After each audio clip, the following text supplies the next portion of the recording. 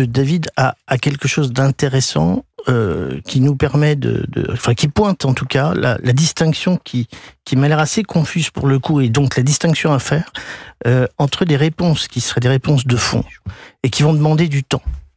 Et que j'ai l'impression qu'à chaque fois qu'il se passe quelque chose comme ça, on vient chercher ces réponses-là, mais comme si elles allaient agir tout de suite, maintenant, sur les jeunes. Non. Donc, ce que dit David, finalement, ce que j'entends, c'est que il va falloir, de toute façon, éponger un certain temps tout ce qui a participer à ces passages à l'acte. Quand vous dites réponse de fond, Stéphane, pardonnez-moi, mais concrètement, c'est quoi ? Multifactoriel. J'entends. Si on commence à faire le diagnostic, ça va prendre du temps. Mais rapidement, concrètement. En gros, c'est un peu ce que vous dites. C'est-à-dire des réponses de fond. Pour moi, tous ces passages à l'acte successifs, et on en a tellement que je pense que je pourrais venir tous les jours, c'est en effet des petites touches d'un tableau qui dépeignent un chaos. C'est-à-dire qu'on est dans une société, en fait, qui a perdu complètement ses repères.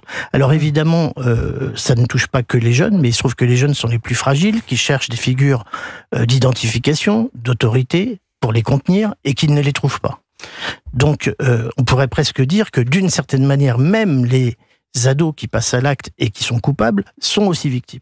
Sont aussi victimes de ce monde dans lequel on les laisse livrer à leurs pulsions, à leurs angoisses, et que évidemment certains vont trouver des solutions dans un passage à l'acte auto-agressif, c'est-à-dire que moi j'ai connu quand même à la sortie du Covid, non pas pendant le Covid, mais à la sortie, une avalanche de tentatives de suicide qui était effrayante. Une vague dépressive. Ou alors en effet des passages à l'acte hétéro-agressifs.